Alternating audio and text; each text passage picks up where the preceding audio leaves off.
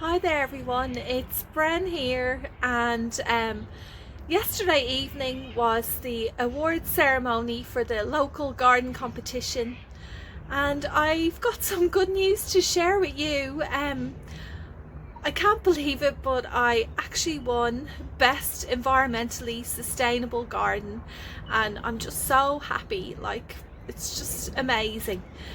Can't believe it. But let me just show you what I received.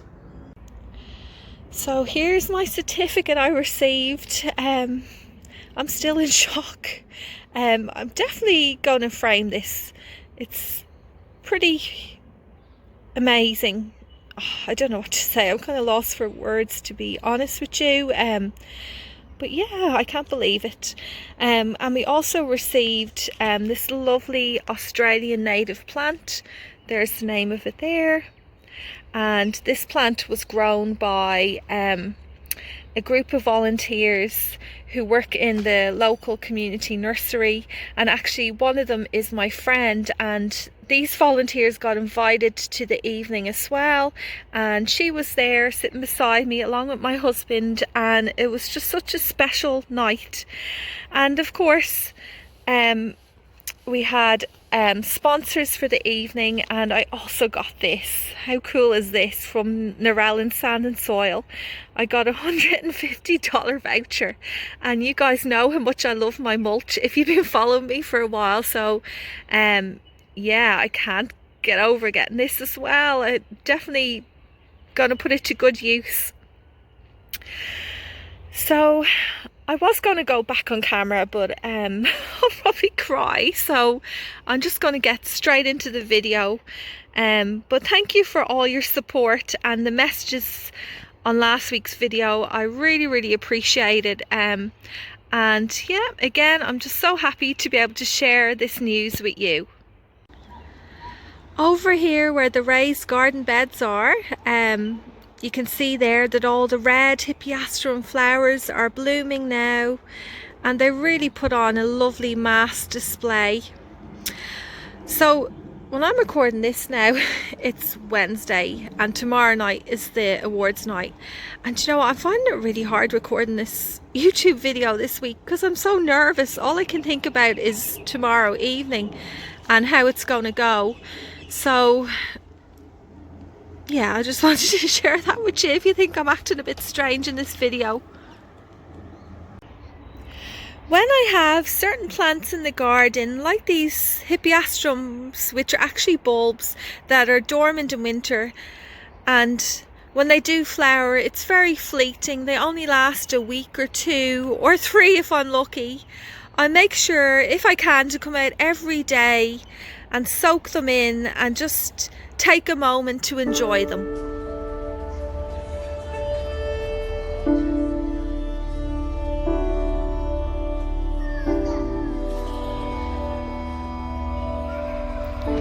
And I noticed today down here at the base of this entrance into the raised beds, I have this lovely Hippie Astrum that's flowering as well.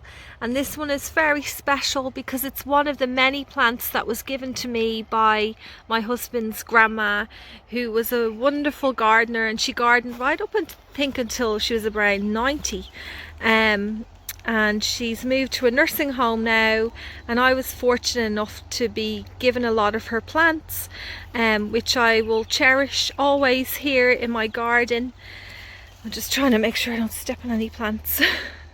But you can see I really don't want to pull anything out of this area. It's so full and colourful, but I do need to make more room for some summer crops, which is really hard to do. But I mean, it won't be long now before all of these flowers fade. These are the this is the red mustard green that's gone to flower, and they will be finished probably in a couple of weeks. So yeah, I just need to plan out when I'm going to clear it out.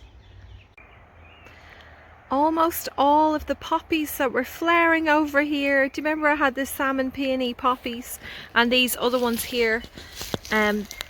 These two aren't the best example, but I had these lovely ones. I'm not quite sure of their name, But a little tip I learned off, I think it must have been Monty Dawn, was that you should mark your plants with a bit of string or twine or whatever you have, even some ribbon. And I've done that here in this plant and a few others in this area, just so I know that they're the ones that I want to save the seeds from, because as you can tell, once the petals are gone, it's hard to tell which is which.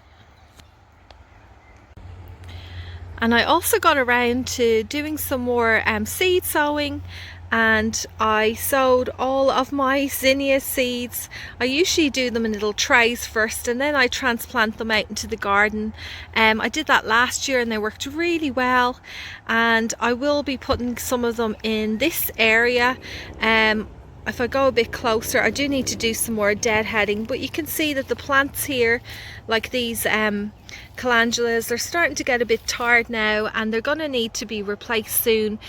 And this here, I love it. I think I have shown you this one before. This is the Salvia tricolor. I'm going to pick some of them off later on to bring inside. And while we're over here in this part of the garden, let's take a moment to appreciate these. Look at these sweet peas. They're absolutely in their full glory now. Lots of different colours.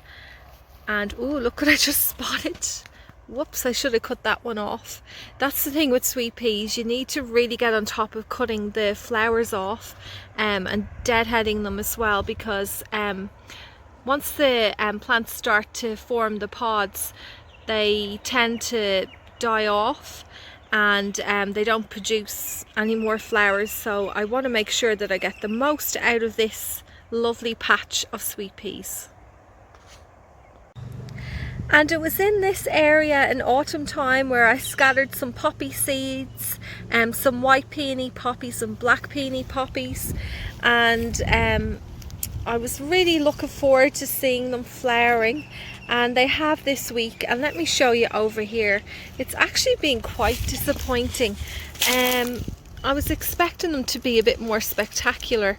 I mean, that one's okay, but you can see it's not like the perfectly formed flower, but this one here, I don't know, that's just the way they were. They didn't look beautiful. All the leaves are falling off. So this is another area where I keep a lot of plants. I have about 3 main areas in the garden. They're just like all over the place. And you can see there that those 4 trays along there, they're full of zinnias. And I think I get mixed up with my time, so I'm sorry if I'm confusing you, but I think it was only on the weekend that I sowed these. And look, you can see green popping through already. And what I'll do is, if anyone's interested, I'll put the name up. I'll put the names in the description below of what zinnias I'm growing this year. I just found this cicada hanging out on the chicken run fence, and I thought, oh, I better rescue it before the chickens get to it. And seeing these again in the garden really makes me feel that summer isn't far away. In the evening times in summer, you can hear hundreds of these. They're quite noisy, beautiful little bugs. They won't injure you, hurt you at all. They don't sting or bite, but I have put it on a stick, and you can see, look at the wings on them, so intricate.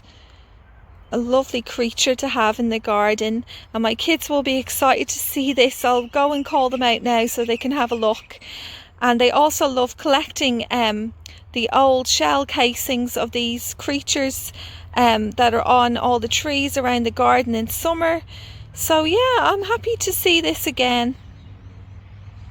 I'm back over by the raised garden bed area. Thanks for sticking around till the end. I know I haven't quite been myself in this video, but I'm gonna head off, and thank you for watching, and I'll see you guys again next Friday.